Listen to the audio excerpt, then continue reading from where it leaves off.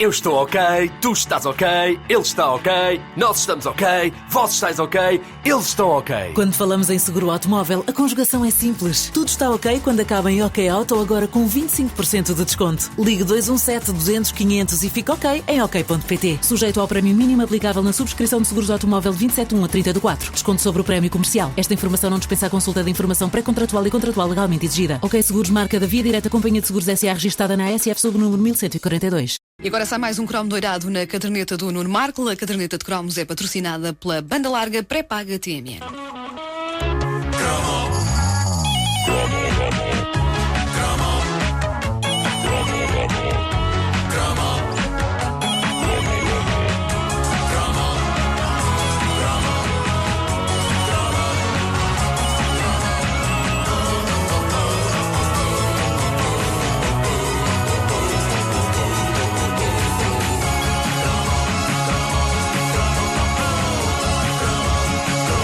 Bom regresso, Nuno, bom dia. Obrigado. Falta aqui. Uma memória bastante... Espera só um bocadinho. Mas continua. Não, continua. Ia falar de uma memória das mais remotas que eu tenho de desenhos animados capazes de mudar uma vida e de nos fazer preocupar com bonecos da mesma forma como nos preocuparíamos com amigos ou com pessoas de família. E essa memória é a Heidi. É a Heidi. Que bonito. Lembram-se que havia uma parte no genérico que ela em cima de uma nuvem, a nuvem assim a andar, ela em cima de uma nuvem deitada. Como é que ela fazia isso? Acho que nos Alpes consegue-se fazer isso. Ah, é? Consegues apanhar nuvens. Tem horários e tudo, tem uma tabela de horários. Vem agora a nuvem do meio-dia.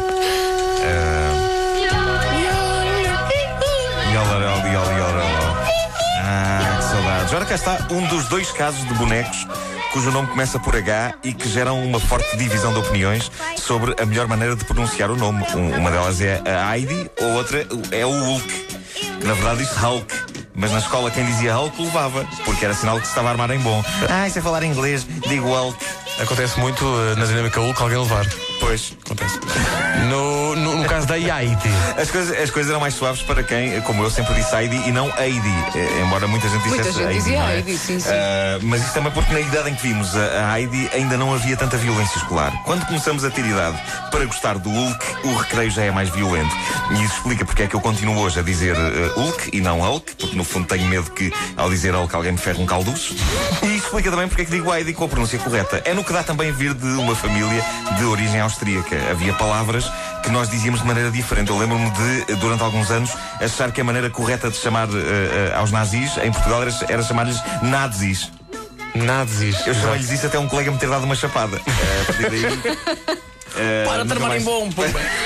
Nunca mais deixei de lhe chamar nazis. Bom, mas viu-me do bonito assunto que me traz aqui hoje, que é Heidi, a jovem das montanhas, vivendo uma vida de magia e de ar puro, rodeada de cabrinhas, de um amigo pastor chamado Pedro, de quem evidentemente eu tinha ciúmes, não é?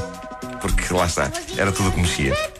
A Heidi. Tu também tiveste uma paixão pela Heidi. Tive, tal como com a jovem do País das Rodinhas. E a Candy Candy. E a Kim Wilde. A Heidi também era para casar. A Heidi era para casar. A Heidi era para casar. E pronto, ela vivia com o amigo pastor, não é? Com as cabrinhas e com um avô barbudo que parecia uma mistura entre o Pai Natal e o Karl Marx. E tudo era bonito e feliz para a Heidi, não era? Não era. Evidentemente que não. Também havia drama. Havia muito drama.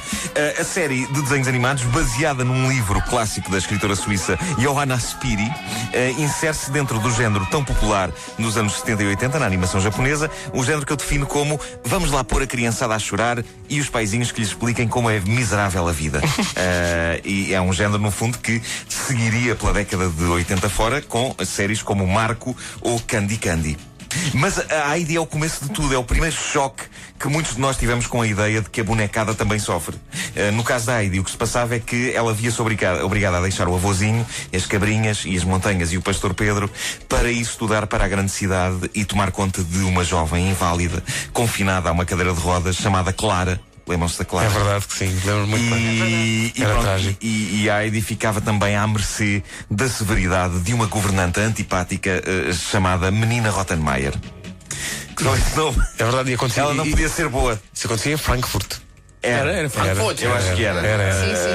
Bom, Como é que se chamava a governanta? Desculpa. Rottenmeier. Lá está, é só esse nome. Traz toda uma carga de violência. Ela não podia ser simpática com esse nome. É nome de espécie perigosa, é? Parece um cão. Eu tenho um Rottenmeier. Bom, como em todas as séries que marcaram a nossa vida, eu tenho a minha memória traumática da série Heidi. E não é o momento em que ela se vai embora, deixando o avô sozinho. Não. É um episódio em que Clara, a menina da cadeira de rodas, vai conhecer as montanhas e apanhar ar puro, e a cadeira de rodas despenha-se por uma ribanceira abaixo com a Clara em cima. E o evento foi tão traumático que eu nem me lembro qual foi o desfecho disto. Em que estado é que ficava a menina Clarinha? Eu acho que a minha mente apagou toda essa informação e eu vivo há 30 e tal anos com esta angústia. E eu começo a pensar que de forma inconsciente eu criei esta rubrica para que alguém me responda à questão premente: o que é que aconteceu à Clara depois daquele trambolhão montanha abaixo? Eu acho que bem não ficou. Bem, não ficou. Vocês lembram-se disso ou não? Eu Lembro-me, mas acho que também apaguei o final trágico da minha memória. Mas ela depois recupera. Sim, claro que sim. Não, aquilo acaba bem. À parte deste acontecimento muito triste, eu era fã de Heidi. Eu podia ser fã de Heidi porque tinha para aí 5 anos quando a série passou na RTP. E aos 5 anos um rapaz ainda pode gostar de uma série claramente de miúdas, sem que pareça estranho. Como acontecia com todas as séries na altura, a Heidi era acompanhada nas lojas por todo um oceano de merchandising, sendo as coisas mais cobiçadas, como de costume, e para além da inevitável coleção de cromos, os bonecos da série. E aqui gerava-se uma questão inquietante: é que se aos 5 anos um rapaz ainda pode gostar de ver uma série como a Heidi sem que gozem com ele, e ainda pode verter uma lágrima ou outra com o drama. Pode, sim. Eu vertia muita lágrima com a Heidi. A verdade é que aos 5 anos ter uma boneca, mesmo que seja da Heidi, já começa a ser um bocadinho estranho para um rapaz, não é? E como é evidente, eu queria a Heidi e queria o Pedro, que eram 2 bonecos grandes e encorpados da famosa. Lembram-se da marca famosa? Qual é? Famosa. A marca famosa espanhola. E eram 2 bonecos grandes com as roupinhas. E houve um Natal em que me deram os 2. E eu fiquei todo contente, mas se eu pensar bem nisso, ter uma boneca da Heidi foi o primeiro esqueleto no armário da minha vida. O primeiro guilty pleasure que eu tive necessidade de esconder do mundo. Mais tarde seria o meu gosto por envergar roupa interior feminina. Ainda hoje não. Mas hoje é difícil esconder. Hoje, particularmente hoje, no dia de hoje, porque escolhi um biquíni particularmente pequeno que me está a incomodar imenso ao nível das nádegas. Bom, outra das coisas que toda a criança tinha de ter quando a Heidi era grande era o disco. Havia a versão portuguesa, que ouvimos há pouco, não é? Sim. E havia a versão espanhola num vinil devidamente intitulado Heidi canta em espanhol. E é por isso que a frase Abuelita dime tu está quase tão entranhada na nossa mente como a frase Avôzinho diz-me tu. Mas não eram estas as 2 únicas variantes do famoso tema de Heidi. Como era normal acontecer, corria pelos recreios das escolas deste país, em 76, 77, uma versão alternativa cuja letra envolvia a dúvida sobre a quantidade de pilosidades que o avô da Heidi possuía no traseiro. É verdade. É claro que a letra lhe dizia isto de uma forma muito mais certeira, rápida e eficaz. Claro que sim. Até porque não há muitas palavras que rimem tão bem com diz-me tu. Avôzinho diz-me tu quantos pelos realmente tens. Essa passou mal, não? Como é possível? Não é possível. Não te lembras? Não. E eu lembro-me. Como é que era essa? Eu fiquei pela do Calimé. Não interessa. Eu sei que houve algum furor quando eu cheguei a casa um dia depois da escola e cantei a letra alternativa de Heidi às minhas avós, julgando que era perfeitamente normal e aceitável o facto de uma moça pedir esclarecimentos a um familiar idoso sobre a densidade peluda do rabo deste. E depressa percebi que não era assim uma coisa. Não fez, não era assim.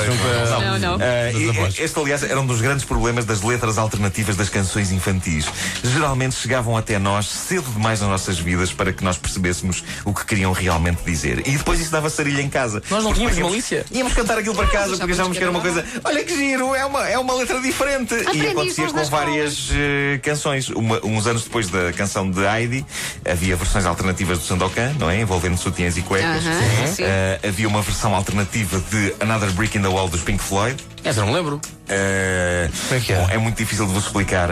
Envolvia o quê? A ouvir, mas envolvia um indivíduo chamado Chico. Ei, Chico, faz-me aqui. E havia ainda uma versão alternativa de Enola Gay, do Toca Salve sim. E não envolvendo a falta de pagamento. prostituição não paga. Sim. E eram músicas entoadas com grande alegria pela petizada à mesa, sei lá, por exemplo, do almoço de Páscoa. E tinha sempre a esperança que os adultos reagissem como os nossos colegas, com gargalhadas e com aquele tom de este moço tem mesmo muita piada. E depois não percebíamos porque é que eles não estavam piada, Nunca não aconteceu. é? Havia sempre um certo embaraço. Nunca aconteceu. A caderneta de cromos, uma oferta banda larga TMN. Oh, Nuno, em relação ao merchandising da ID, não havia telemóvel?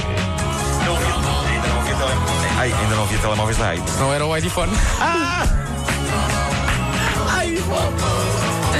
Eu estava a perceber que ele estava a preparar alguma. Estava a preparar alguma. Grande piada!